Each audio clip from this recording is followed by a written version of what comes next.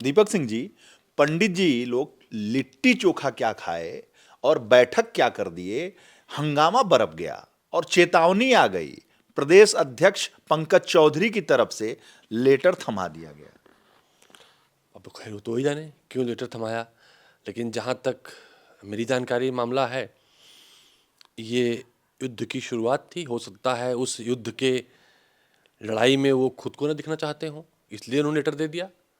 जबकि सच्चाई ये है कि कहा ही जा रहा है कि उनको दिल्ली से भेजा ही इसीलिए गया है कि जो लड़ाई अभी तक गोरखपुर में थी, उस लड़ाई को अंजाम तक पंकज चौधरी जी लखनऊ में उत्तर प्रदेश में पहुंचाएं।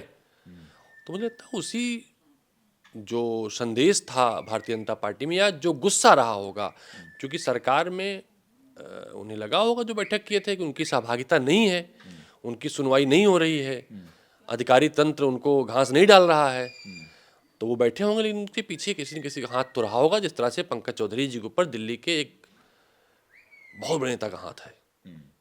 तो ये जो विधायक लिट्टी चोखा खा रहे थे और गोलबंदी कर रहे थे, अब भागे भागे फिर रहे हैं। नहीं नहीं नहीं नहीं, देखिए जो दिखता है होता नहीं है। इसके पहले बैठक हुई है ना, शायद उसमें बकरा भी रहा हो।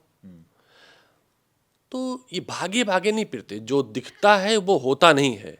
सच बात लेकिन जो है, विंग कांग्रेस, मैं उत्तर प्रदेश की जनता से बात कहूंगा कि वो भारतीय जनता पार्टी को वोट नहीं करें, क्योंकि मंचों पर ये हिंदू मुस्लिम करके हिंदू होने का स्वांग रचते हैं, वोट मांगते हैं। जब चुनकर लखनऊ की राजधानी में आते हैं, या जहां इनको अपनी सियासत, अपने धन, अपने बल, अपने ताकत को बढ़ाने के लिए करनी होती, वहां पर ये ब्राह्मण और ठाकुर बन जाते हैं। तो किस बात के हिंदू, किस बात की हिंदुत्व की बात। तो ये दोहरा चरित्र जीने वालों को इन्हें जनता नकारे। अंदरूनी बात जो है, अंदरूनी बात जो है वो पब्लिक डोमेन में है। इन दोनों के पीछे कोई न कोई रहता है। अच्छा, सवाल यही खड़े हो रहे हैं कि ठाकुरों ने किया, कुर्मियों ने किया, लोधियों ने किया, धोबियों ने किया, वैश्यों ने किया, कोई चेतावनी नहीं, कोई चिट्ठी नहीं, कोई हंगामा नहीं। लेकिन सर्दी में लिट्टी चोखा पंडितों ने खाया कि हंगामा हो गया, गर्मी आ गई, एकदम तापमान बढ़ गया। वो देख लीजिए, खाने में कोई फर्क रहा हो। भाई खाने में ठंडी में कुछ गर्म चीज़ खानी चाहिए थी इन लोगों को ना। जो उत्तर प्रदेश का माहौल है, वो ठंडी में लिट्टी चोखा खाने वाला नहीं है। तो हो सकता है खाने में रहा हो या सियासत दाने में रहा हो। ये मैं फिर कहूँगा, ये उत्तर प्रदेश की भारतीय जनता पार्टी कल्याण सिंह जी और विनय कटियार जी के ढर्रे पे जा रही है। उस दौर के पन्ने उठाइए, आप तो पुराने जर्नलिस्ट हैं और जर्नलिज्म और राजनीति को पूरी तरह जानते और समझते हैं। उस दौर में बैठकें होती थी। विनय कटियार जी का खेमा कहता था हम आंदोलन से निकले लोग हैं, कल्याण सिंह जी के आंदोलन जाने। तो वो उत्तर प्रदेश के पिछड़ों की बात करते थे। वो भी, मैं रिकॉर्ड पे कह रहा हूँ, वो भी कहते थे कि सरकार में ब्राह्मणों की उपेक्षा है। और कल्याण सिंह जी कहते थे कि नहीं नहीं, हम संगठन नहीं, सरकार चलाएंगे।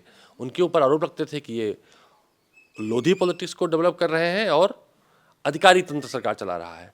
आज तो हालात वही है ना, आज भी हालात वही हैं और परिणाम भी वही होंगे। मैं फिर कहूँगा, तब भारतीय जनता पार्टी 13 साल बाद लौट आई थी। अब जब भारतीय जनता पार्टी का इतिहास लिखा जाएगा, तो लिखा जाएगा कि पंकज चौधरी जी सत्तासीन भारतीय जनता पार्टी के अंतिम अध्यक्ष थे और उत्तर प्रदेश में भारतीय जनता पार्टी के योगी जी अंतिम मुख्यमंत्री थे। बहुत बहुत धन्यवाद आप।